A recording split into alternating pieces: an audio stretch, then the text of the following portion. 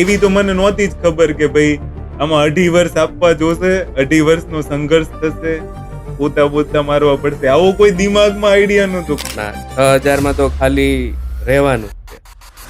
ટિફિનના તો અલગ, અને એ ટિફિન પણ ગ્રેવી ઓછી ને પાણી વધારે હતું.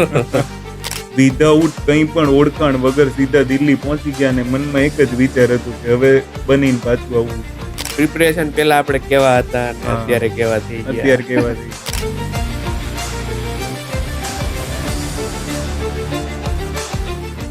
વર્તમાન સમય જુઓ તો વિવિધ સંવર્ગની અંદર ઘણી બધી સરકારી ભરતીઓ આવી છે. એની અંદર જોઈએ આપણે તો પોલીસ ભરતીઓ બહુ મોટી સંખ્યામાં આવી છે. એસટીઆઈની ભરતી આવવાની છે. જીપીએસસી આવતા વર્ષમાં એટલી ભરતી કરવાની છે. ચાલુ ભરતીઓ પણ એટલી બધી છે, લાઈક સીસી છે, એ બધાની મેઇન્સ છે, જીપીએસસી મેઇન્સ છે. અને આને લઈને યુટ્યુબની અંદર ભ્રમય ઘણું બધું છે. કારણ કે આજે કેવું થઈ ગયું છે કે લોકો રોજ ને રોજ યુટ્યુબની અંદર કંઈક ને કંઈક ખબર હોય કે ના ખબર હોય નવું લાવી રહ્યા છે. એની વચ્ચે વિદ્યાર્થીઓમાં ક્યાંક અસમંજસતા છે કે શું કરવું ને શું ન કરવું. તો એવી જ સંઘર્ષ ગાથા સાથે અમે આજે બે મિત્રો વાત કરવાના છીએ. આ કોઈ ફોર્મલ પોડકાસ્ટ નથી, એક ઇનફોર્મલ ચર્ચા છે જે તમને કદાચ કામ આવી શકે છે, જે તમારા મોટિવેશનમાં વધારો કરી શકે છે.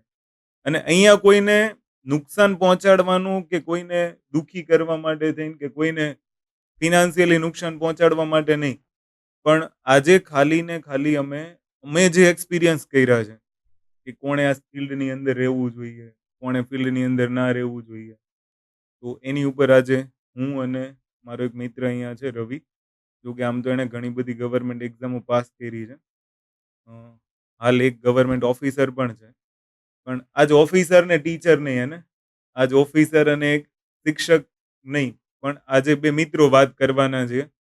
અને અમે જે સંઘર્ષ ગાથા જોઈ છે, અમે જે ભોગવું છે એની ઉપર જ. કારણ કે આજનો જે માહોલ છે એ બહુ કમ્ફર્ટ ઝોનમાં રહીને એક્ઝામ પાસ કરવા માંગે છે. તો એને આ બહુ જરૂરી કામ લાગી જશે. તો રવિ શરૂ કરીએ.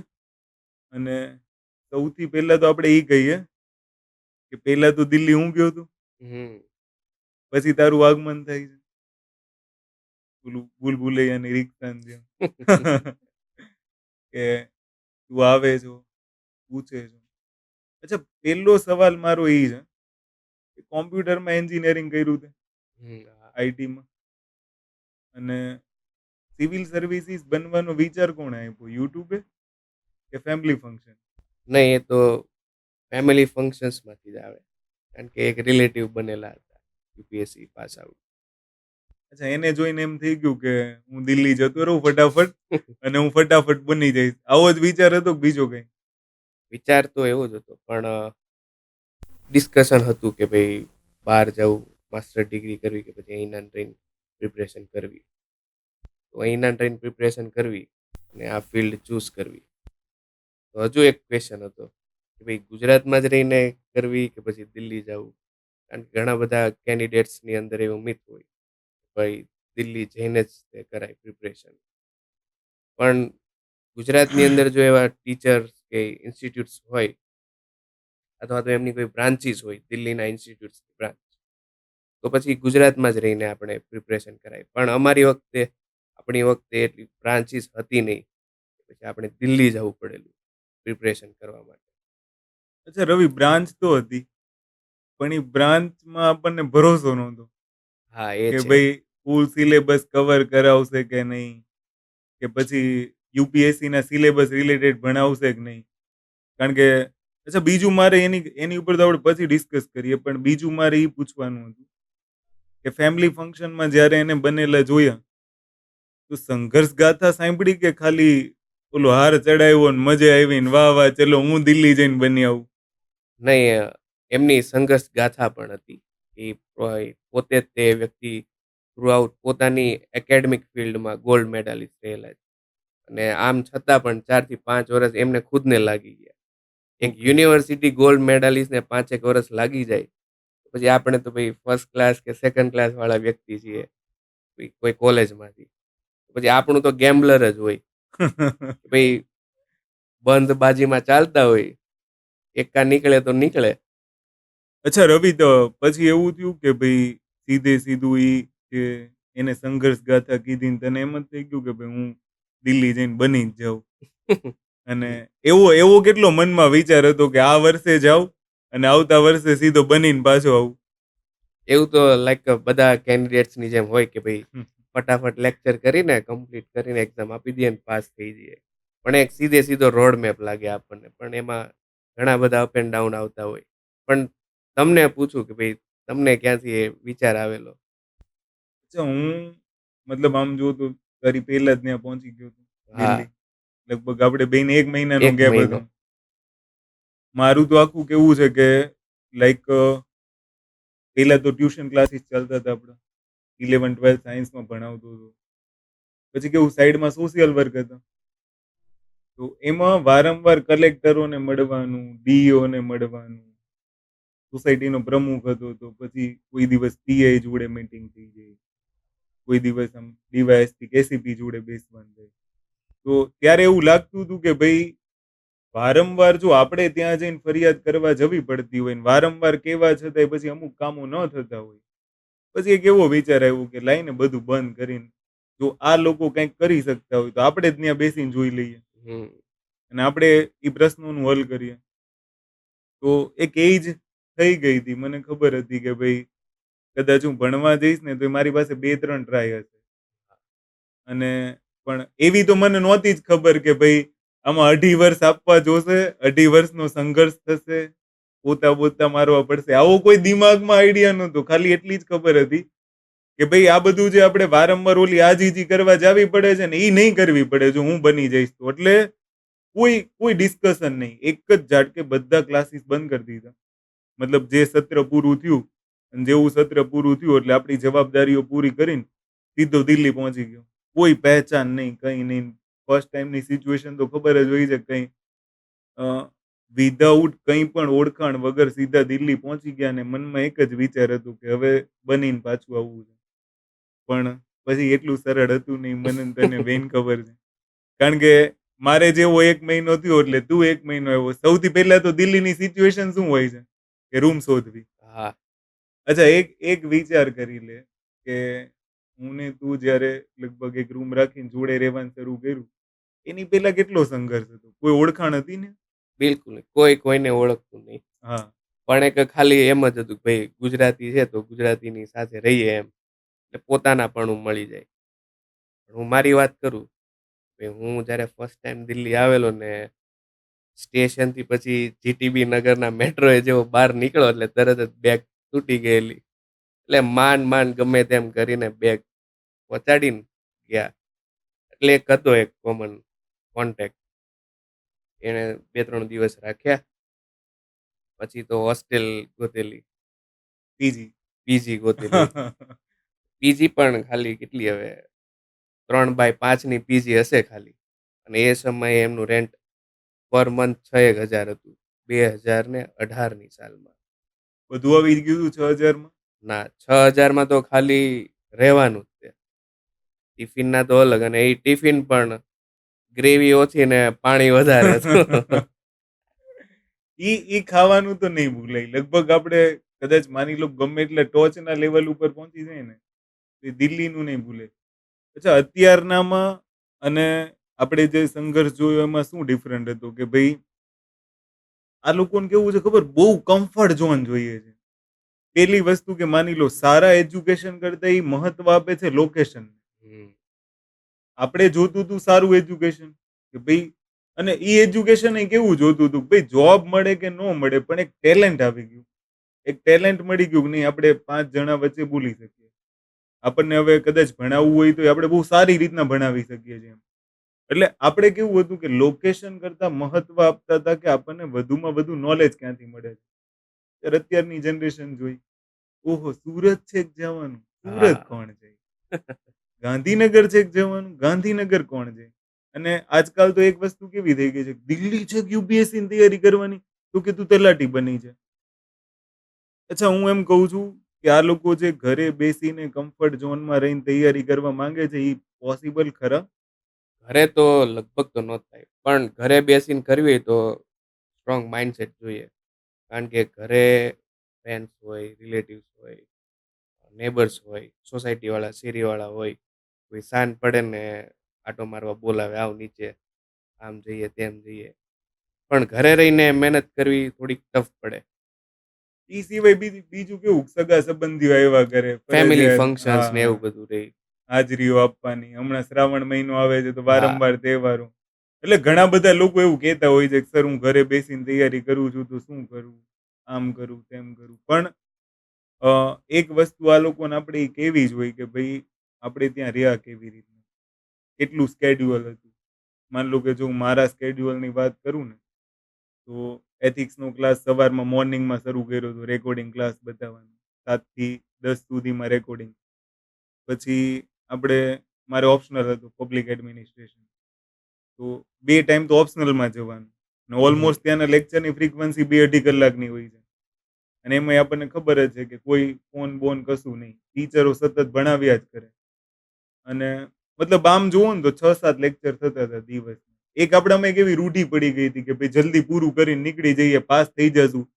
જો ઈ ભ્રમણા હતી. હા, જલ્દી પૂરું કરવાની એક ભ્રમણા હતી. કારણ કે જેને જલ્દી પૂરું કરવાનું હતું ને એમાં તો મોસ્ટ ઓફલી લોકોને કંઈ યાદ જ નહોતું રહ્યું. એટલે બીજું કેવું ખબર કે ઘર કોઈને છોડવું નથી, સમય કોઈને આપવો નથી અને સંઘર્ષ કોઈને કરવો નથી. આખો દિવસ 24 કલાક મોબાઈલ જોઈ અને આ લોકોને એક્ઝામ પાસ કરવી. અચ્છા મને યાદ છે ને ત્યાં સુધી કે તારો મોબાઈલ તો 2.5 વર્ષમાં ફ્લાઇટ મોડમાંથી બહાર આવ્યો જ નથી. ક્યારેક તો આપણે એમાં બહેસેય થઈ ગઈ છે કે ભાઈ તું ફ્લાઇટ મોડમાંથી બહાર રાખતો જા અને કંઈક કામ કર. અને બીજું હું કહું ને તો બહુ ઓનેસ્ટલી કે ભાઈ મેં તો કોન્ટેક્ટ જ ડિલીટ મારી દીધા હતા. હાલની તકે મધર, ફાધર અમુક અમુક જે સિલેક્ટેડ નંબર છે ને એના જ હા. કોલ લાગે. બાકી તો કોઈ કોલ કરશે તો બી નહીં લાગે. અને આ લોકોને કેવી ગાથા છે ખબર કે આ બધા સાથે એક્ઝામ પાસ કરવી. હમ. એની પોસિબલ જ નથી. ઘરે રહીને તમે કીધું કે ભાઈ ઘરે રહીને એક્ઝામની પ્રિપરેશન કરવી. તો ઘરે રહીને તમે કદાચ એક્ઝામની પ્રિપરેશન કરતા હો તો બાય ટુ વે કે ભાઈ સેલ્ફ સ્ટડી અથવા તો કોઈના કોર્સ પરચેસ કરી લીધા હોય. તો આખો દિવસ બેસીને ડિસ્પ્લેની સામે બેસવું એ તો ભાઈ ઇરરિલેવન્ટ છે. આપણે બેસી જ ના શકીએ. કંઈક ને કંઈક પડીકું ખાવું હોય, વેફર ખાવી હમ. હોય, ક્યાંક જવું હોય, મમ્મી બોલાવે, હાલ રસોઈ થઈ ગઈ, આમ તેમ. પણ તમે એક ડેડિકેટેડલી કોઈ ક્લાસરૂમ જોઈન કરો, કોર્સ જોઈન કરો ઓફલાઈન, તો પછી તમારો એ ટાઈમ એ જ વસ્તુને જાય. ભાઈ તમે ભણવા ગયા તો એ તમારા 2 થી 3 કલાક માત્ર એમાં જ જાય. એમાં બીજું કંઈ ડિસ્ટર્બન્સ જ ના. અને રહી વાત આપણી કે ભાઈ કમ્ફર્ટ ઝોનની, તો પછી કમ્ફર્ટમાંથી તો થોડુંક બહાર નીકળવું પડે. કારણ કે ભાઈ પ્રકૃતિની વાત કરીએ તો ચકલી નહીં તેમ માળો બનાવવા માટે ગામમાંથી સાઠીકડા ગોતીને લાવવા પડે. હમ. ભણવા જવું આપણે આપણા જ તે મમ્મી પપ્પાની વાત કરીએ, ગામડું છોડીને શહેરમાં આવ્યા. ને શહેરમાંથી હવે આપણી જનરેશન ઇન્ડિયા છોડીને બહાર જાય. આપણે જ ખુદની વાત કરી, હું મારી વાત કરું. સુરત છોડીને વડોદરા ગયો, પછી ત્યાંથી પછી દિલ્હી ગયા, દિલ્હીથી જઈને પછી બીજી જગ્યાએ ગયા, પછી ફરે તે ચરે. જો હમ. ઘરે બેસીને જ તે કરશો તો પછી કંઈ નહીં થાય. તળાવનું પાણી તળાવમાં જ રહી જશે ને થોડોક ફ્લો મળવો જોઈએ. મતલબ બહાર રહીને તે તમારી જાતને થોડીક એક્સપ્લોર કરવી જોઈએ. ભાઈ લોકો કેવા છે, સમાજ કેવો છે, લોકો આપણી જોડે કઈ રીતના બિહેવ કરે. તો સિવિલ સર્વિસીસની પ્રિપરેશનમાં એ વસ્તુ શીખવા મળે. કારણ કે આપણે પબ્લિક ડીલિંગ કરવાનું હોય. અને રહી વાત જમવાની ને એવી, તો પછી મેં તો શરૂઆતમાં હું 10 દિવસ પીજીમાં રહેલો.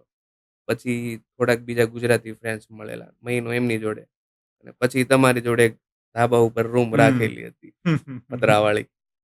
એ નાની પતરાવાળી રૂમમાં રહીને તે આપણે કરતા ને હમ. આપણું કિચન તો કિચન હતું જ નહીં. હા. આપણું કિચન તો હતું ટેરેસમાં. હા.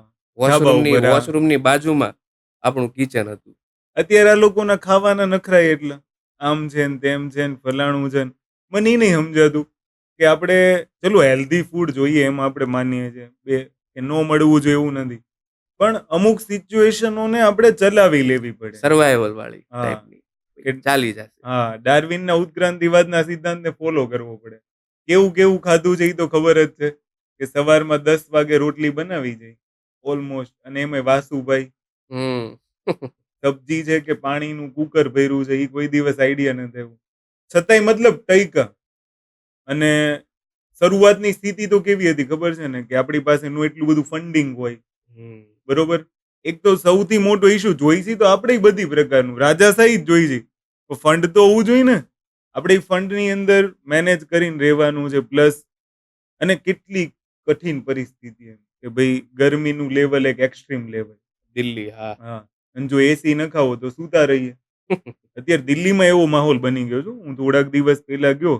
તો હું તો કહું છું કે ઈ પેરેન્ટ્સોએ એક વખત ત્યાં જઈને ચેક કરવું જોઈએ. અચાનક જ ચેક કરો.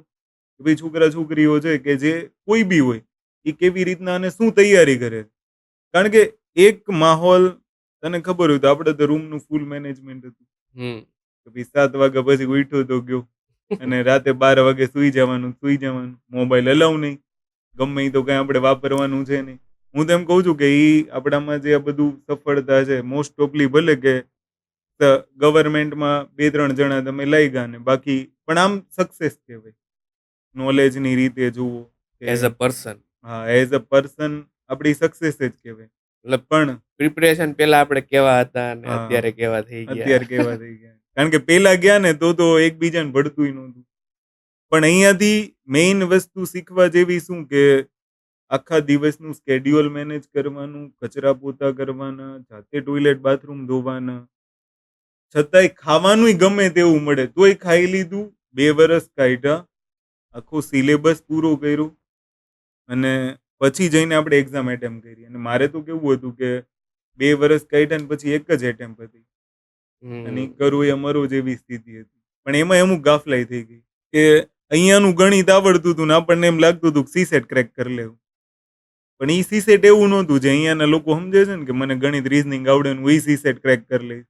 એ પોસિબિલિટી નહોતી. કદાચ એમાં જ એક ટ્રાય ફેલ થઈ ગઈ. અને પછી આપણે જીપીએસસી આપી ને હમ. તે આઈ થિંક એસટીએ આપી અને એકેય પ્રિલિમ્સ તો ફેલ થઈ જ નથી. મેઇન્સ એ બધી આપી છે. જેટલી અત્યાર સુધી આપી જીપીએસસીમાં.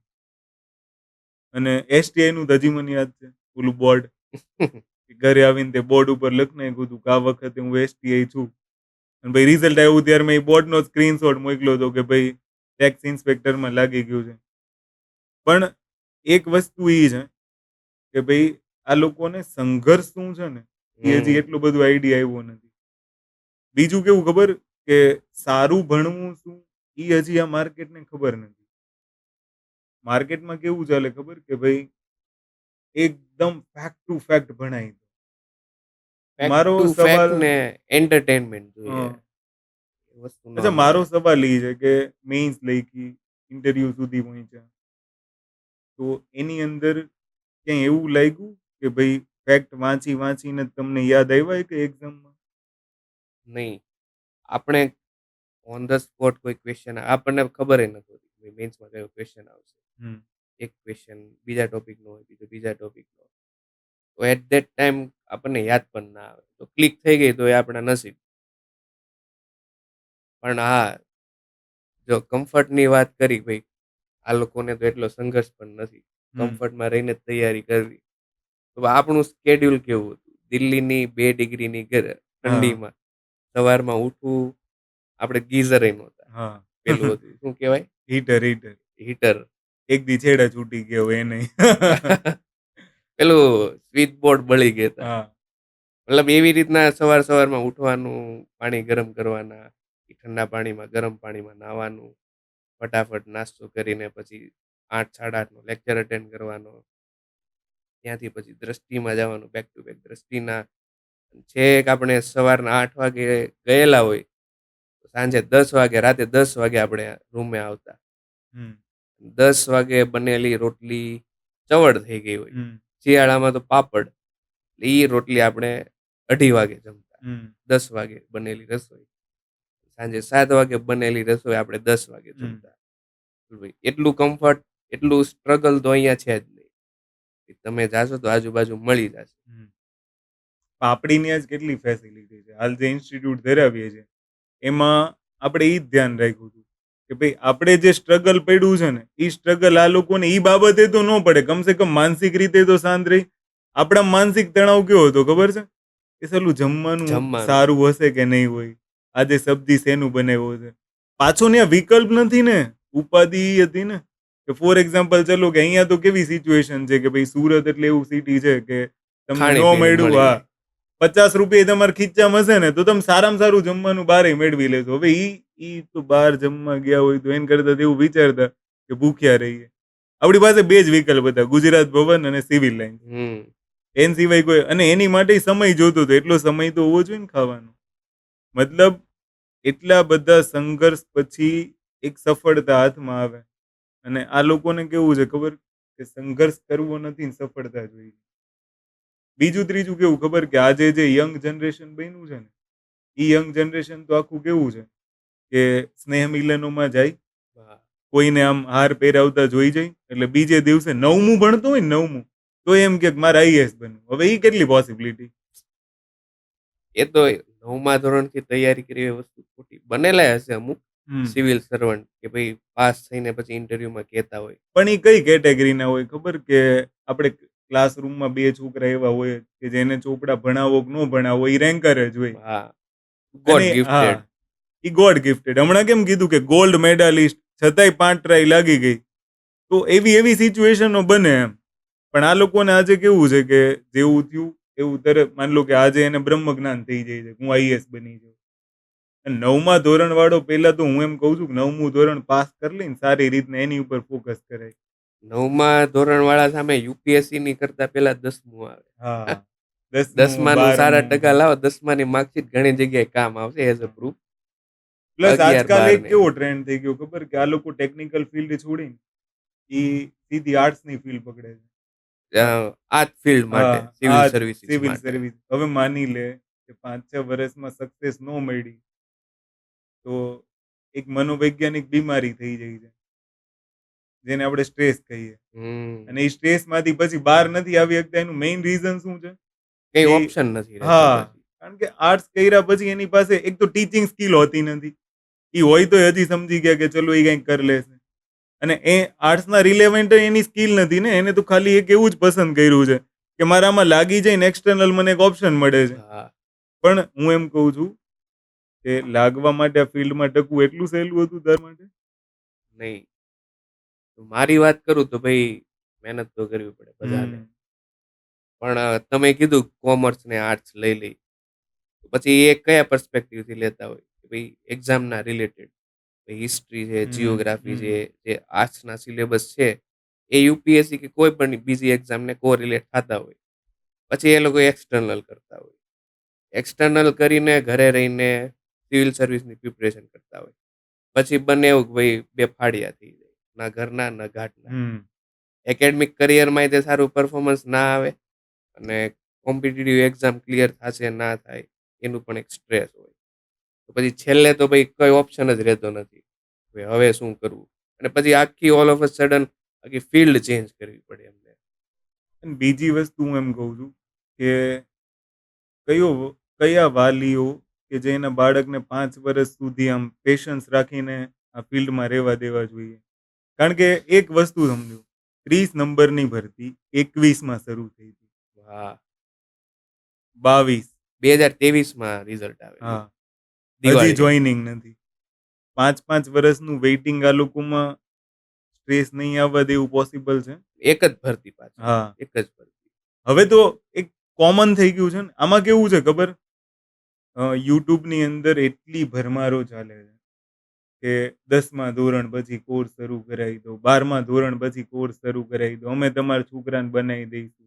અને વાલીઓ જાય કે ભાઈ 5-10 ફોટા ક્યાં જોઈ લીધા, ત્યાં વાલીના મનમાં એમ થઈ જાય છે કે આ જ એકેડમી અમારા બાળકને બનાવશે. પણ હું એમ કહું છું, તમે એ એકેડમીની ટોટલ સ્ટ્રેન્થ તો જુઓ, કે ત્યાં હમ 5,000 છોકરા એક બેચમાં ભણ્યા છે અને એમાંથી 50 લાગ્યા છે, તો નવી નવાઈની વાત નથી, 50માં દમ હતો. એકેડમી તો એક, હવે આપણે જ છીએ તો આપણે એક ગાઈડન્સ પૂરું પાડી શકીએ. આપણે એને સારામાં સારું કોન્ટેન્ટ આપી શકીએ. જેમ આપણે ફોર એક્ઝામ્પલ માની લો કે મેઇન્સની અંદર આપણે શું કરીએ છીએ કે લોકોને બેઠા સવાલ કરતા થિંકિંગ પ્રોસેસ ડેવલપ કરવાની ટ્રાય વધારે કરીએ છીએ. કારણ કે મને ને તને બંનેને ખબર છે કે ભાઈ મેઇન્સ લખતી વખતે બેઠા ક્વેશ્ચનની લાઈનો યાદ આવવા કરતા કોન્સેપ્ચ્યુઅલ બાબતો વધારે યાદ આવે. હમ અને એટ ધેટ ટાઈમ આપણને ફેક યાદ નથી આવતા. થોડુંક બ્રેન સ્ટોર્મિંગ કરવું પડે. તો અહીંયા કેવા ક્લાસીસો ને કેવી એકેડમીઓ મોટા ભાગે ચાલે છે, યુટ્યુબ એકેડમીઓ, કે ભાઈ માત્ર ને માત્ર ફેક્ટો આપ્યા કરવા. અને પેલા પ્રિલિમ્સ ઉપર ફોકસ કરાવે. હવે હમ. પહેલી વાર અહીંયા આવીને એવી ખબર પડી દિલ્હીથી ભણ્યા પછી કે પ્રિલિમ્સના ક્લાસ અલગ હોય ને મેઇન્સના ક્લાસ અલગ હોય. અચ્છા એવું હતું આપણી ત્યાં કઈ દિલ્હીમાં હતું? આપણે તો પ્રિલિમ્સ પ્લસ મેન્સ બંને જોડે જ હા, હતું. મતલબ એવું કઈ હતું જ નહીં. બીજી વસ્તુ કે પ્રિલિમ્સ પ્લસ મેઇન્સમાં મતલબ ક્લાસરૂમનો માહોલ કેવો હતો? ક્લાસરૂમ આપણે ત્યાં તો બહુ વાઇડ સ્ટ્રેન્થ હતી. હમ 4-5 પ્રોજેક્ટર લાગેલા હોય ને વચ્ચે સેન્ટરમાં સર હોય. 1001 છોકરા. 601 જેટલા તો છોકરા હશે જ. Depends on the size of classroom. પણ એટલી બધી બેચ એક સાથે ચાલે ને બધી બેચમાં આપણે બધા જાતા. હમ તો માહોલ તો ભાઈ બધા ક્લાસમાં અલગ અલગ નેચરના હોય છોકરાઓ.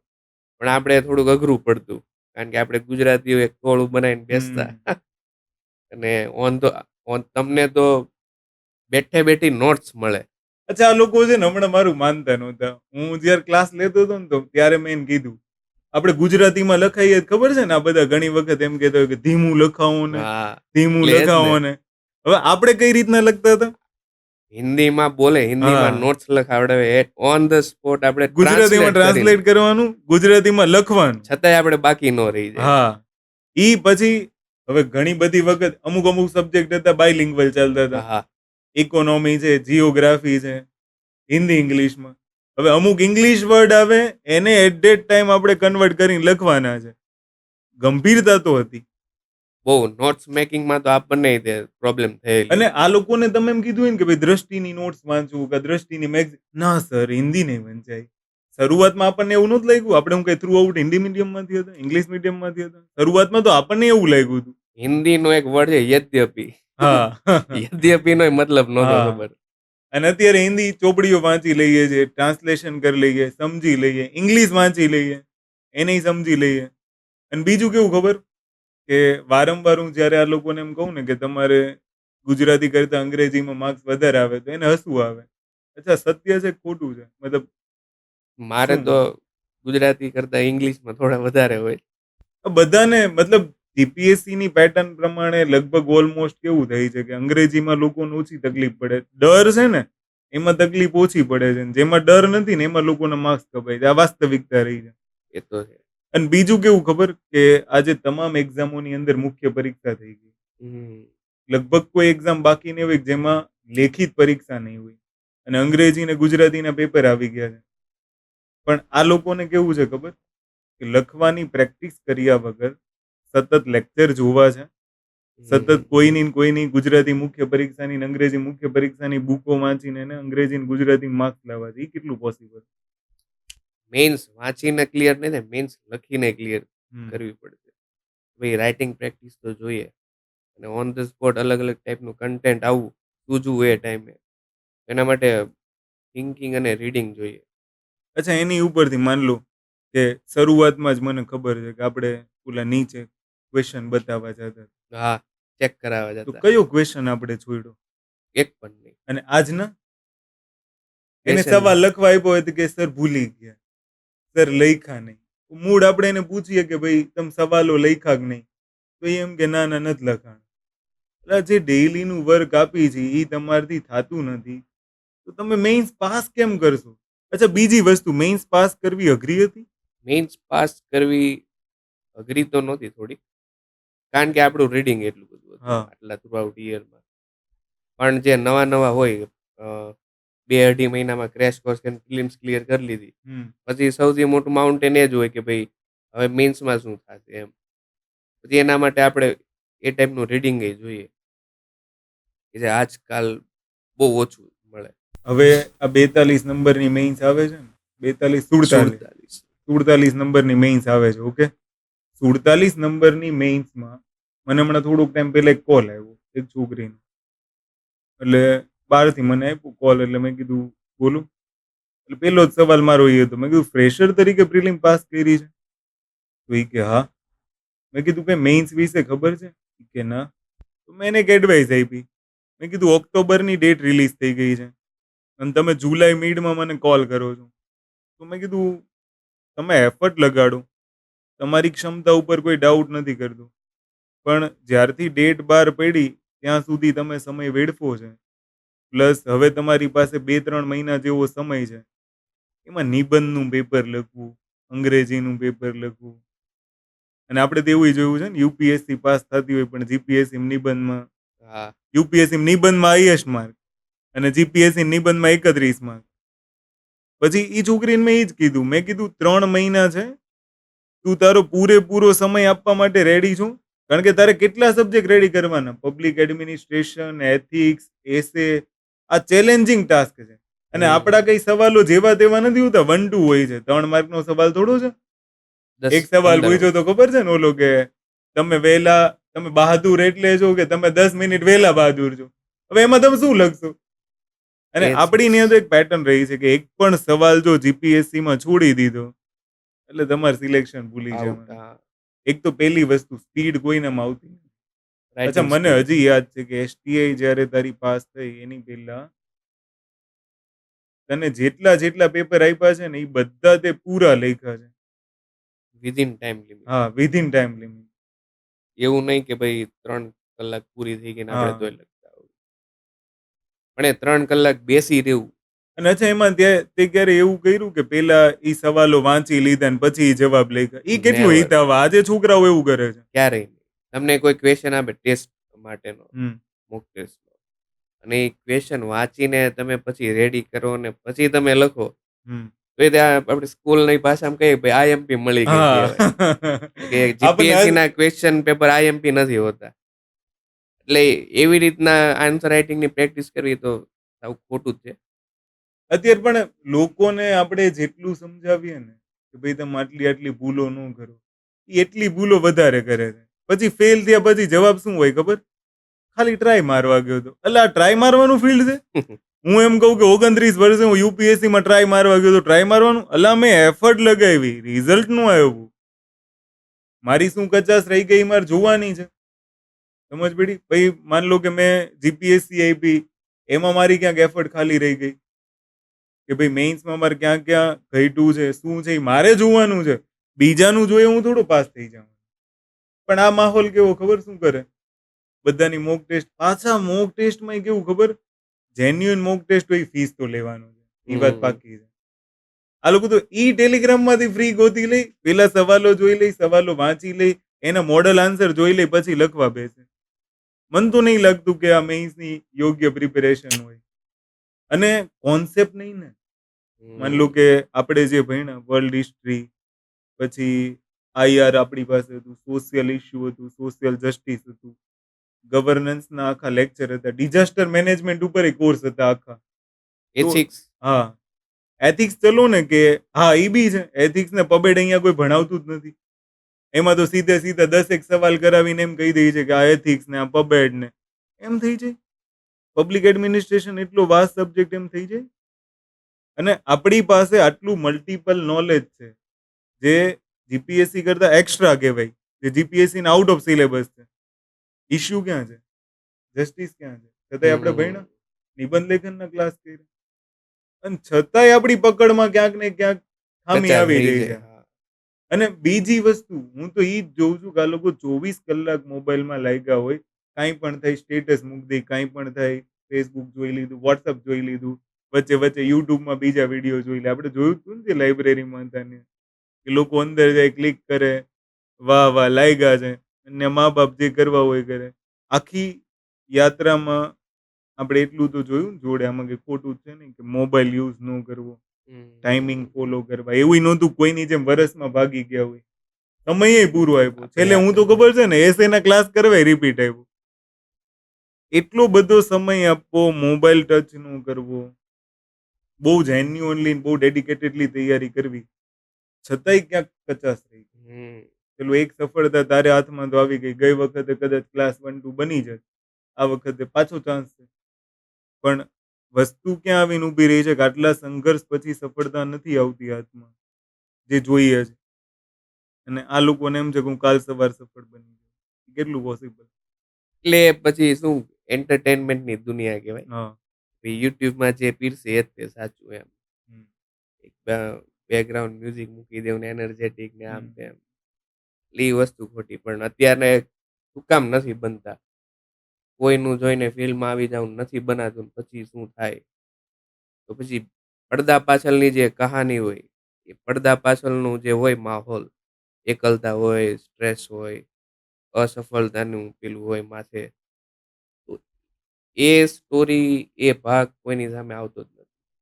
બની ગયો, અચ્છા આ રેન્ક 9 આમ છે ને તેમ છે, હમ તમે કઈ રીતના પેપર લખેલા ને આમ હમ તેમ. વોટ ઇફ કે વ્યક્તિ ફેલ થયા હોય, હમ જ્યારે યુપીએસસી નું રિઝલ્ટ બહાર પડે એવરી યર ફાઇનલ રિઝલ્ટ, એટલે 5-6 પોસ્ટ તો એવી વાયરલ હોય સોશિયલ મીડિયામાં કે 10 વર્ષ સુધી પ્રિપરેશન કરેલી હોય, 3-4 ઇન્ટરવ્યુ આપેલા હોય યુપીએસસી ના, 5-6 મેન્સ આપેલી હોય, છતાંય તે ના બને. તો એ સ્ટ્રગલ સ્ટોરી વાંચવી વધારે સારી.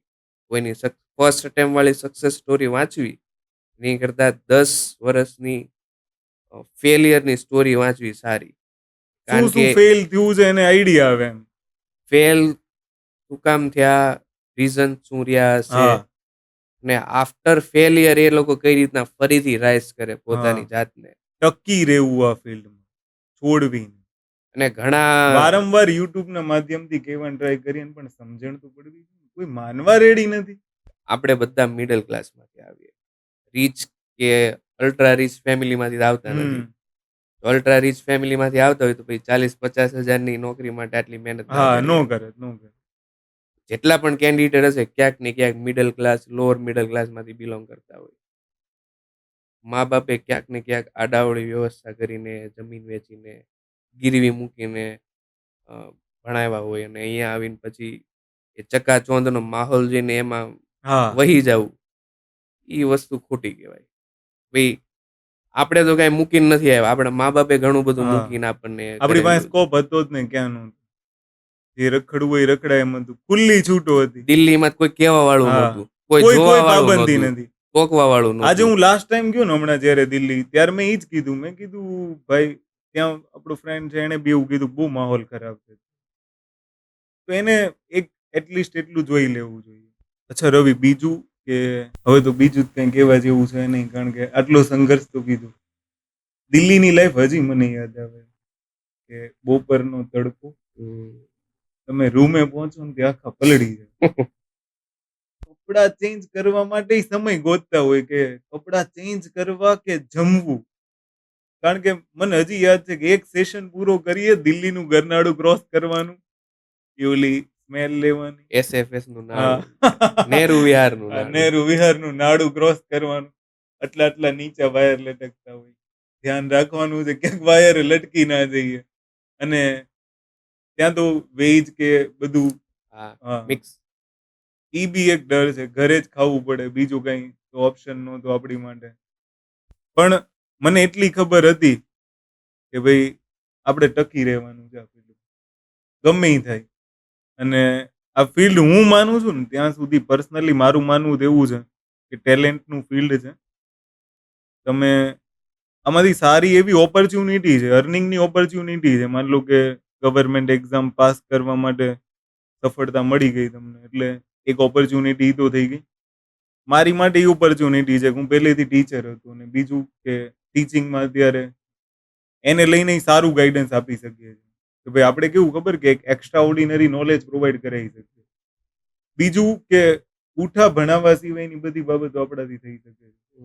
જેમ કે આજે કેવો માહોલ બની ગયો છે ખબર, કે પીપીટી થી ભણાવવું. ક્યારે પીપીટી યુઝ કરી દિલ્હીમાં કોઈ સર? ઓનલી બોર્ડ વર્ક, પોતાનું board work plus class note લખાવવાની પ્રવૃત્તિ. અને એ ક્લાસ નોટ લખાવવાની પ્રવૃત્તિથી લગભગ આપણી બેચ 2-1 વર્ષ થયેલી, 18 મહિના કન્ફર્મ. અહીંયા એ પ્રવૃત્તિ જ નથી. ગુજરાતમાં એક જ પ્રવૃત્તિ છે, સ્ટુડન્ટની માનસિકતા સાઈડ છે. માન લો કે આટલો ટાઈમથી હું ઇન્સ્ટિટ્યૂટ ચલાવું છું, તો આપણે કોઈને એમ કીધું હોય ને કે ભાઈ 12 મહિના જીપીએસસી નો કોર્સ ચાલશે. 12 મહિના ચાલશે? બહાર તો બધે 2-2 બે મહિનામાં બે પૂરો કરી દે છે. તો હું એમ કહું છું કે 12 મહિનામાં 2 મહિનામાં કઈ ફરક જ નહીં.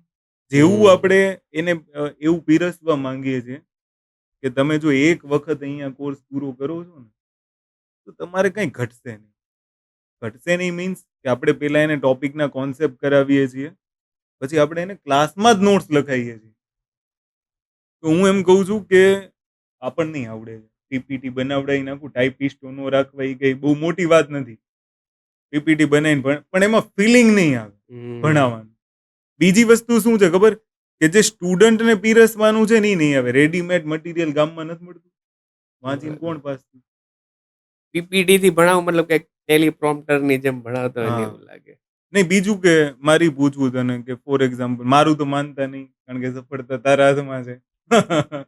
એટલે આ ફિલ્ડમાં તો કેવું છે ખબર છે?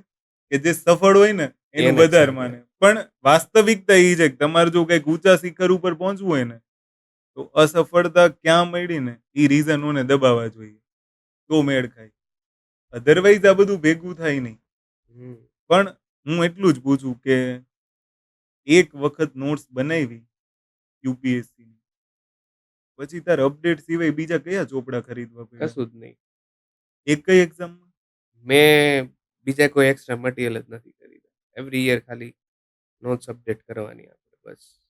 અને ઈ લિમિટેડ નોટ્સ કે બધી નોટ? ઇતિહાસમાં શું અપડેટ કરવાનું? ઓનલી એક જ આપણી નોટ. હમ અને ઇતિહાસ તો ઇતિહાસ હા થઈ ગયું એ કલ્ચર તો થઈ કલ્ચર. ગયું. મોસ્ટ ઓફલી કઈ અપડેટ કરવાનું આવતું નથી. પણ લોકોની નોટ્સ તરફની માનસિકતા જ નથી.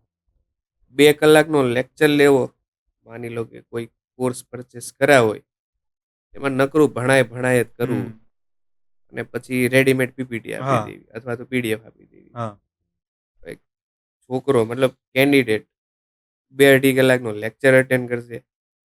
2-2.5 કલાકનો લેક્ચર પૂરો કરતા એને 3 કલાક લાગશે. પ્લેન પોઝ કરે, રિવાઇન્ડ કરે, હમ ના સંભળાણું હોય તો એક નોટ ડાઉન કરે. 2-2.5 કલાકનો લેક્ચર એને 3 કલાક પડે. પછી તમે એને પીડીએફ આપો, પીપીટી આપો. એમાંથી પાછું કલાક પોતાની નોટ્સ બનાવે. જો બનાવતા હોય તો. 2 કલાકના લેક્ચર પાછળ તમારા 4 કલાક બગડ્યા. એની કરતાં બેટર છે કે થોડુંક ભણાવો, કલાક ભણાવો, કલાક નોટ્સ મેકિંગ કરાવો. આપણે એમ જ હતું. હમ આપણા સર હતા અખિલ મૂર્તિ, હિસ્ટ્રી લેતા. 2 કલાકના લેક્ચરમાં કલાક ભણાવતા હમ અને નેક્સ્ટ 1 કલાક નોટ્સ લખાવે. કન્ટિન્યુઅસ હા નોટ્સ. 1 કલાક. અચ્છા આ લોકોને તો 1 કલાક લખાયું ઓ સર હાથ દુખે છે. હમ. ઓ સર મને આમ થાય છે. એટલે આ સતત 3 કલાક પેપર લખવાનું છે એ નથી દેખાતું. અને આ તો હમણાંથી 1 દિવસમાં 1 પેપર આવે. હા બાકી તો 6 કલાક. હા 6 કલાક લખવાનું અને કેટલું સ્ટ્રેસ. માની લે કે આપણે સાંજે એટલું બધું વાંચવાનું, હા. સવારમાં ઉઠીને પેપર આપવા જવાનું, વચ્ચે થોડો ગેપ બીજું પેપર આપવાનું, વળી પાછું આપણે ત્યાં પહોંચીએ. એક તો એ સમય એવો હતો અત્યારે ચલ માન લે 4 વ્હીલ છે. એ સમયમાં તો આપણી પાસે કશું નહોતું. એટલે આપણે ઓલા કરવાની છે કાં તો જે ઓલી બસો આવતી હતી બસોમાં ડિપેન્ડન્સી જવાનું. હતી હા આપણે. અને સમય જતો હતો. અને આ લોકોને જ કેવું છે ખબર પેરેન્ટ્સ મૂકવા જાય છે, લેવા જાય છે, બધી ફેસિલિટી છે. છતાંય કે જે મેઇન થીમ છે ને એને પકડી નથી રાખતી. મારું એવું પર્સનલી માનવું છે કે જો તમારી નોટ્સ એકવાર બની ગઈ ને તો તમારે શેની જરૂર નહીં પડે. અને કેવું ખબર એથિક્સ ને પબ્લિક એડમિનિસ્ટ્રેશન નામનો સબ્જેક્ટ જ આ લોકો નથી ભણતા. અને એની સિવાય એને 1-2 પાસ કરવી છે.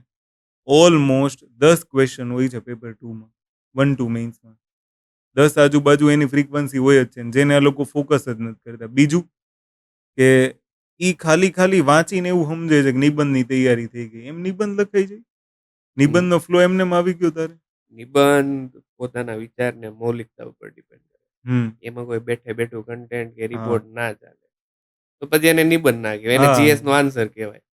એટલે વાંચવા ટાઈમે આપણે મૌલિકતા તો કેળવવી પડશે ને કે 1857 નો વિપ્લવ થયો છે. પ્રાસંગિકતા શું છે વર્તમાન? કે એવા કયા મૂલ્યો છે? ગાંધીજી હોય તો ગાંધીજીના કયા પ્રાસંગિક મૂલ્યો છે વર્તમાન? એ આપણે શીખવા પડશે. એવું નહીં કે પછી ગમે એમ. પણ આજે મને એટલી ખબર પડી જે માહોલ હું જોઉં છું ને એમાં સતત નવા ને નવા કોઈ યુટ્યુબર્સો આવતા જાય છે. એક્સપિરિયન્સ હોય ન હોય મને નહીં ખબર. પણ સાચી માહિતી આપવાની જગ્યાએ ભ્રામકતા ફેલાવી માત્ર મતલબ ઓલું જોયું ને આપણે 99 ખાખીને ખુમારી ચડાવી દઈ છે. મને ને તને બધાને ખબર છે કેટલી ખુમારી છે. અચ્છા મારે બીજું એ પૂછવું હતું કે આઈ થિંક 20 અરાઉન્ડ તે સ્ટાર્ટ કરી હશે એ પ્રિપેરેશન 22-3 સમથિંગ. 23. અચ્છા પહેલો વિચાર આઈએએસ નો આવ્યો તો કોન્સ્ટેબલ નો? આઈએએસ કોન્સ્ટેબલનો નો આવ્યો? નીચું વિચારવાનું શું કામ? હું ઈ વારંવાર આ સમજાવીને ઠાયકો આ લોકોને. આપણે ગુજરાતીમાં કહેવત છે, એક નીચે હું ને હકડા શું કામ ભોગવવી. હા. સપના જોવા જ છે, નાના હું કામ જોવાના.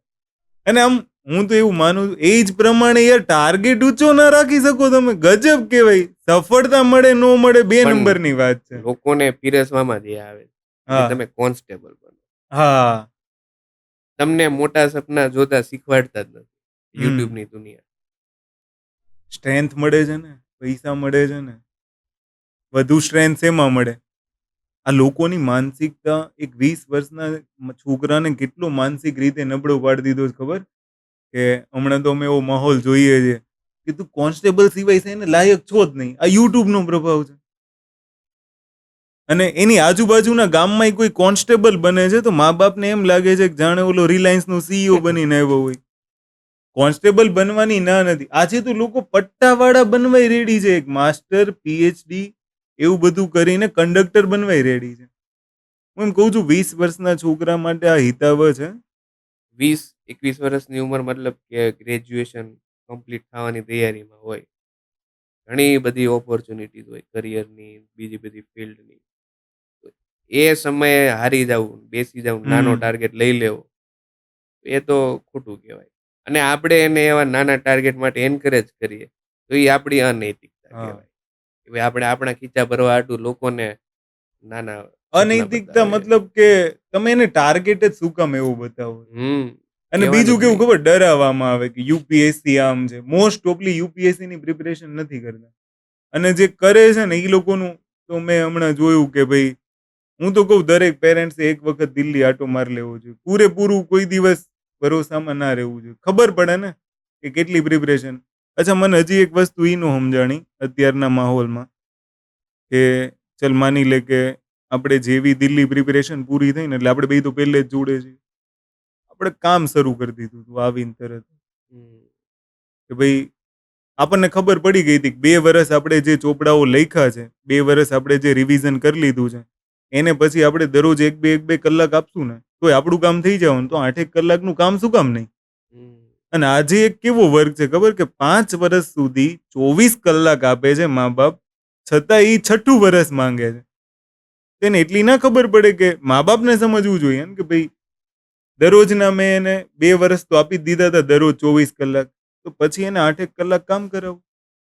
નહીતર પછી કેવું થાય છે ખબર, કે આ લોકો સફળતા મળી છે કે નિષ્ફળતા એની વચ્ચે સ્ટ્રેસ આવી જાય.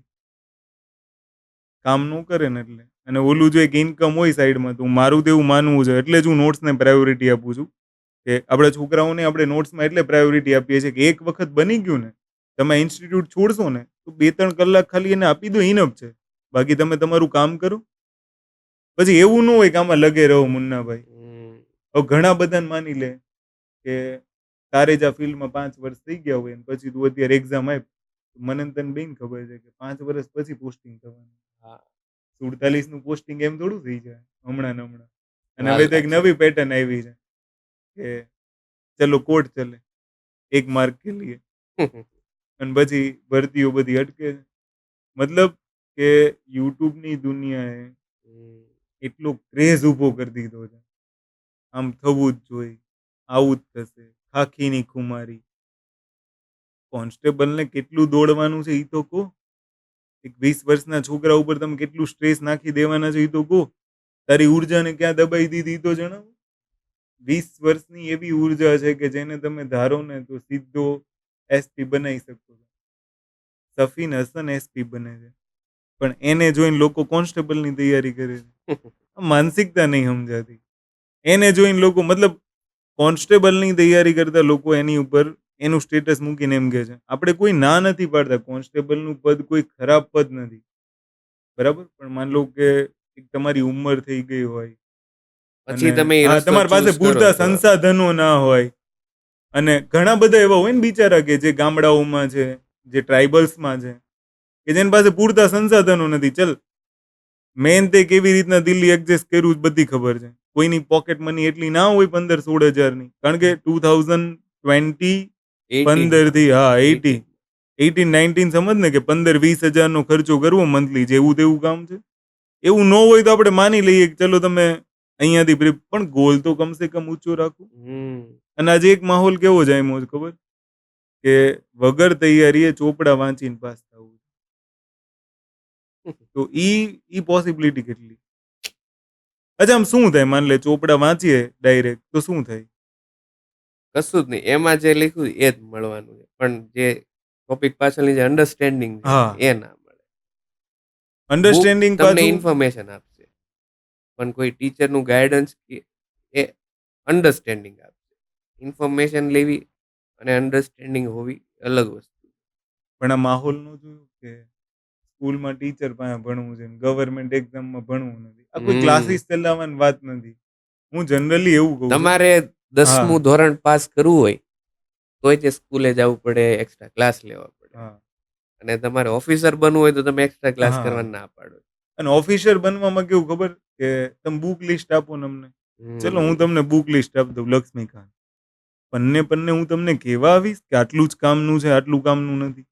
એક્ઝામ ઓરિએન્ટેડ વસ્તુ બતાવશે કોણ? એક્સપિરિયન્સ. હમ માન લે એમાંથી તમને એક્ઝામ ઓરિએન્ટેડ નહીં મળે ને, એક બુક તમે વાંચવાની શરૂઆત કરો છો તો તમારા કામનું શું છે ને શું નથી કેમ આઈડિયા આવશે? આપણે જે નોટ્સ બનાવી ને એમાં આપણને આપણા શિક્ષકોએ કીધું કે આ યુપીએસસી માટે આવું કોન્ટેન્ટ જોશે. હમ આપણને આદત પડી કે આવું વિચારવાનું છે, આવું લખવાનું છે, આવું વાંચવાનું છે, આવા સવાલો એટેમ્પ કરવાના. ત્યારે આપણને એટલું આઈડિયા આવ્યો કે સીધું ચોપડા વાંચવાથી ના થાય. હા નકર આપણને ક્યારે ઇતિહાસ ખબર પડે? આઈઆર ક્યારે ભણત? માન લો આપણે ગુજરાતમાં જોત તો આઈઆર કેવી રીતના ખબર પડત? ઇન્ટરનેશનલ રિલેશન કેવી રીતના કામ કરે છે? મતલબ કેવું છે ખબર? કે ભણવું કશું નથી. આ લોકોને તો કેવું એથિક્સ અને પબેટના ક્લાસે જાતે ઓલું શું કહેવાય ચોપડા વાંચીને પાસ કરવી. નૈતિકતા આવે ને અધિકારીમાં એટલે એથિક્સ રાખ્યું છે. હમ પ્રશાસન અગાઉથી ખબર પડે એટલે પબ્લિક એડમિનિસ્ટ્રેશન રાખ્યું છે. અને આ લોકોને કેવું ખબર? 2 સબ્જેક્ટ છોડીને દે ધનાધન લાગવું છે. અને ઈ લાગશે તો મને તો ચિંતા થાય છે કે પ્રશાસન માટે શું કરશે? કારણ કે પછી તો અનૈતિકતા જ ફેલાવાની છે. ભ્રષ્ટાચાર ફેલાવાનો છે. જેને હું કે તું કંઈ રોકી શકવાના નથી. પણ લાસ્ટમાં એક ઓપ્શન આપણો એવો જાય છે કે ભાઈ ઈ જે વિદ્યાર્થીઓ છે, ઓકે? એને આમ મતલબ કઈ પ્રકારની સ્ટ્રગલ કરવી જોઈએ અને કઈ કઈ બાબતોનું ધ્યાન રાખવું જોઈએ. હું કહીશ તો માનશે નહીં. મેં પહેલા કીધું. કારણ કે તે જીપીએસસી ઇન્ટરવ્યુ સુધી ટ્રાય કરી છે. ઇન્ટરવ્યુમાં તને અનુભવ થઈ ગયો કે ભાઈ માર્ક્સમાં શું હોય છે? તમે ફૂલ પ્રિપેર થઈને જશો. હમ મારું તો એટલું મારા તરફથી તો એક જ વસ્તુ છે કે આ ફિલ્ડમાં આવો ને, સમય લઈને આવો. ફિક્સ સમય રાખો કે 2 વર્ષ એક જ પ્રિપેરેશન કરવી છે. સિલેબસ અધૂરો છોડવો નથી, ગમે ઈ થઈ જાય. સિલેબસની એક એક લીટી વાંચીને રેડી કરવી છે, નોટ્સ બનાવવી છે અને પછી રિવિઝન જ કરવું છે. અને બાકી જોડે જોડે જોબ કરવી છે. અને માનસિક રીતે બહુ સ્ટ્રોંગ રહેવું છે. જે ઈ આમાં પોસિબલ છે. જોબ કરતા કરતા પ્રિપરેશન કરવી, માનસિક રીતના સ્ટ્રોંગ રહેવું, એના માટે વિલ પાવર જોઈએ બહુ હમ, મોટી. જેવા તેવાનું કામ નહીં. હમ, ચકાચોંધ જોઈને આવી ગયા હોય એ તો જલ્દી જ હાર માની લે. હમ, પણ મેં પેલા કીધું ને કે ભાઈ 10 વર્ષની પ્રિપરેશન કર્યા પછી ફેલિયર એ સ્ટોરી વધારે વાંચવી જોઈએ આપણે. અને પોતાની સેલ્ફ સ્ટડી, પોતાના સેલ્ફ નોટ, તમે કોઈ લેક્ચર કે કોઈ સબ્જેક્ટ વાંચો, કોઈ ટોપિક, તમે શું સમજ્યા એને ઉતારો પોતાના શબ્દો, પોતાની અન્ડરસ્ટેન્ડિંગ, તો એક થિંકિંગ ડેવલપ થાય આપણી. 60-40 ના રેશિયોમાં લખતાય આપણે શીખવાડ્યું કે 40% હા, બ્લેન્ક છોડતા જાઓ, અપડેટ કરવા કામ આવે. બાજુમાં થોડુંક એક્સ્ટ્રા હા, રાખવાનું. તો આ લોકોને તો એવી નહીં ખબર. નોટ્સ બનાવે તો કેવી બનાવે ખબર? પસ્તી ટાઈપ પેજ ના આવે? એક પેજમાં આખું ઘૂંટી ઘૂંટીને ભરી દે. આ છેડાથી આ હા, છેડા. આ છેડાથી આ ઈ લોકો એમાંય કંજુસાઈ કરે છે. કે હું ઓછું લખીને આમ કરું. એનાથી થશે, પરીક્ષા પાસ થશે. હું નહીં કહેતો નહીં થાય એમ. તલાટી, કોન્સ્ટેબલ, અખિલ ભારતીય જીપીએસસી અઘરી નથી. જે હમ, માહોલ એમ કહે છે કે અઘરી છે, અઘરી છે. નથી અઘરી. સફળતા નિષ્ફળતા તો આપણે જોઈ લીધી. લક ઉપર ડિપેન્ડ કરે છે, નોલેજ પર નહીં. બાકી નોલેજમાં તો આજેય સારામાં સારો જવાબ લખી શકે. કારણ કે પ્રેક્ટિસ જ એટલી કરી છે. તો ઘણી બધી વખત અમને પૂછે કે आप ये सब लाते कहाँ से हो? तो हमारा तो आंसर वही होता है कि हमने पढ़ा ही इतना है तो क्या करेंगे हम? કારણ કે વિચારસરણી જ હતી. હું તો ઘણી વખત ક્લાસમાં કહું છું અનનોન સવાલ પૂછી લો. લોકો કરતા ડિફરન્ટ વિચારશું અને સારું વિચારશું. આટલું વાંચ્યા પછી આટલું હા, પ્રેક્ટિસ કર્યા પછી એક જનરલ અન્ડરસ્ટેન્ડિંગ આવી જાય ભાઈ. પણ એ અન્ડરસ્ટેન્ડિંગ કેળવવી જ નથી ને. પછી કીધું એમ એ જે યુટ્યુબની ચકાચોંધ છે હા, ને ભાઈ પીરસવું પડે ને તૈયાર એ હા. ખોટું. એને બનાવતા શીખવાડો. એફર્ટ લગાવવા જ નહીં દેતું ને માર્કેટ જ આખું એફર્ટ નહીં લગાવવા દેતું. અચ્છા તે ક્યારે યુટ્યુબ જોયું હતું તારી તૈયારીમાં? મેં ક્યારેય નહીં. મારે જે રિલેવન્ટ હોય ને એ જ તે, બાકી બિલકુલ નહીં. મને તો યુટ્યુબ જોઈને એક વખત ખબર પડી ને કે અહીંયા દ્રષ્ટિ છે પછી કોઈ દી યુટ્યુબ જ નહીં જોયું. એક બી લેક્ચર નહીં. કોઈ માહિતી જ નહોતી જોતી. હમ. કારણ કે સંપૂર્ણ અને બધી માહિતી મને ત્યાંથી મળી રહેતી હતી. પોતાના રિસોર્સ આપણે બહુ લિમિટેડ રાખવા. એક હા. મોટો એક વસ્તુની ગાંઠ બાંધી લેવાની એક વાતની. હમ. ભાઈ બધી જગ્યાએથી મોઢું મારવા નહીં જવાનું. હમ. પછી બે હાથ ખાલી રહેશે. હમ. લાડો લેવા જજો આ હાથે આ હાથે બેમાંથી એક હાથમાં લાડવા નહીં આવે. તમે યુટ્યુબની દુનિયાની ફોલો કરો કે પછી તમે ક્લાસને ફોલો કરો તો પછી તમારાથી કાંઈ નહીં થાય. આપણે હતું ભાઈ દ્રષ્ટિ આજ દિન સુધી આપણે ફોલો કરીએ. હમ. ભાઈ હજી નહીં જોયું. હા હું તો એ જ વિચારું છું અને આ લોકો કેવું ખબર દરરોજના 2 સોર્સ ચેન્જ કરે. નવું પૂઠું નવું વાંચવાનું. એટલે ગજબ. પુઠ્ઠું જેટલું રંગીન હશે ને એટલે હા. પેલી થાય. આપણે કઈ માર્કેટ હતી? બત્રા. બત્રા હા, બત્રા બત્રા market. બત્રા. એટલે એટલું બધું મટીરિયલ એટલે બધા ક્લાસીસના તો છે જ મટીરિયલ ને ગાંધીનગરમાં ઓલું નહીં સચિવાલયની પાછળ ને ઘણું બધું એવું માર્કેટ છે. એ તો કાંઈ ન કહેવાય. હા. બત્રાની એક શોપ કમ્પેરિઝનમાં જેટલું કહેવાય. બત્રાની કમ્પેરિઝનમાં તો કાંઈ નહીં. અચ્છા બીજું મારે ઈ કહેવાનું હતું ભલે એટલું બધું મટીરિયલ હોય શું કલેક્ટ કર્યું આપણે આપણે નથી લીધું કાંઈ. કોઈએ નહીં મતલબ આપણી રૂમમાં જેટલા હતા એમાંથી કોઈએ નથી લીધું. આપણને જે પ્રોવાઈડ કરવામાં આવ્યું હા. એ હજુ સુધી એ છે. પ્રોવાઈડ કરતા હું તો એમ કહું છું પ્રોવાઈડ કરાવવામાં આવ્યું ને એની આપણે ગોણ રાખ્યું કે જે આપણી નોટ્સમાં જે ટોપિક નહોતો હા. એને કદાચ આપણે એમાં જોવાની ટ્રાય કરી અને જોઈને પાછું લખ્યું તો નોટ્સ જ. એવું નથી કે આપણે જે પ્રિન્ટેડ મટીરિયલ હતું એ યુઝ કરી લીધું. તો પછી ને 2 લાખ બગાડવાનો મતલબ જ શું હતો ભણવાનો. હમ. અને આજની કેવી જનરેશન ખબર તો બુક આપવાના છે. કોઈ માર્કેટમાં બુક મળે છે? બુક વાંચીને પાસ થવું છે. ઘણી બધી વખત સવાલ આવે કે તમે બુક લિસ્ટ આપો ને બુક લિસ્ટ આપો. બુક લિસ્ટ ભાઈ વર્ષોથી છે જ હા યુટ્યુબમાં ફરે યુટ્યુબમાં. ફિક્સ જ ફરે છે કે આટલી જ બુક્સ વાંચવાની છે. જીપીએસસી યુપીએસસી કે ભાઈ યુપી પીએસસી કોઈ બી સ્ટેટની પીએસસી હોય જ્યારે કોઈ એક્ઝામ પાસ કરે એટલે પોતાની બુક લિસ્ટ આપી દે કે હમ. ભાઈ મેં આટલું આટલું રમેશ સિંહ વાંચેલી નારેશ શર્મા વાંચેલી બિપિનચંદ્ર વાંચેલી. હમ. પણ વાંચવાથી કાંઈ ના થાય. લો હમ. ભાઈ લઈ લો બુક લિસ્ટ બની જવાય એમ તો કશું છે હમ. નહીં. બરાબર. તમને કોઈ મસ્ત મજાની ડીશ આપે 400-500 રૂપિયા વાળી પછી કહી દે લો. પણ તમારાથી પચવી જોઈએ ને. હમ. તમારા મેટાબોલિઝમ ઉપર ડિપેન્ડ કરે. તમને બુક લિસ્ટ આપી દીધી તમારી અન્ડરસ્ટેન્ડિંગ ઉપર ડિપેન્ડ કરે. તમારા એફર્ટ ઉપર ડિપેન્ડ કરે કે ભાઈ તમે આમાંથી કેટલું ગ્રાસ્પ કરી શકો. એટલે સીધે સીધું પીરસી દેવું એ પણ નહીં પણ પોતાના ઉપર ડિપેન્ડન્સી હોવી જોઈએ કે ભાઈ હું આમાંથી કેટલું લઈ શકું. હમ. એ બુક લિસ્ટ તો બહુ ગૌણ વસ્તુ છે. બુક લિસ્ટ આપણે તો જેટલું કહીએ એટલું ઓછું છે અને બાકી મેં તો બહુ ટ્રાય કરી કે માહોલ સુધરે. લોકોએ એમય કીધું કે આને આને તો નકરું ઓલું શું કહેવાય નેગેટિવ માનસિકતા ફેલાવતા જ આવડે છે. નહીં પણ સાચું નેગેટિવ નહીં પણ રિયાલિટી. હા લોકો તમને જે રિયાલિટીથી દૂર ભગાડે છે હા અને એક વર્ચ્યુઅલ દુનિયાની પ્રિપરેશનમાં લઈ જાય પણ આપણે એમાંથી બહાર કાઢીએ ભાઈ હકીકત શું છે આપણી હમ ગ્રાઉન્ડ લેવલની રિયાલિટી એ બતાવવી પડે. આપણે એને એ સમજાવવા જઈએ છીએ કે આ ફિલ્ડમાં આવ્યા પછી માનસિક સ્ટ્રોંગ કેમ રહેવું અને તમે તમારા કેરિયરમાંથી કેમ પાછા ન પડો. હું મારી વાત કરું તો જેટલો ટાઈમ મેં પ્રિપરેશન કરી જોબ ચાલુ થતા પહેલા એક જ રૂમમાં હું હતો. હમ સોસાયટીના ફ્રેન્ડ હોય સ્કૂલના ફ્રેન્ડ હોય ક્યારેય એટલું બધું મળવાનું થતું નહીં. હમ એ બધા માથેરાન ને એમ બધા ફરવા જતા. હમ પણ હવે પછી આપણે બની ગયા પછી ફરવા જઈએ હમ આપણને ખબર હતી ભાઈ એક ઝાટકી લાગવાની જ છે. એક ઝાટકી લાગ્યા પછી આપણે આપણી રીતના બધા મોજ શોખ પૂરા કરશું. પણ ત્યાં સુધી સેક્રિફાઈસ કરવું ને પોતાની ઈચ્છાને દબાવી રાખવી એ વધારે થવું સ્ટ્રોંગ તો વિલ જોઈને. પાવર જોઈએ. આજે કોઈનાથી કંઈ છૂટતું જ નથી. ત્યાંથી કેટલી વખત મળવા આવ્યા છું આપણે ગુજરાત. અને ઇવન અત્યારે રિલેટિવ્સ હજી એમ કે હમ હવે કે ભાઈ રવિ હવે દેખાય છે હા, માર્કેટમાં.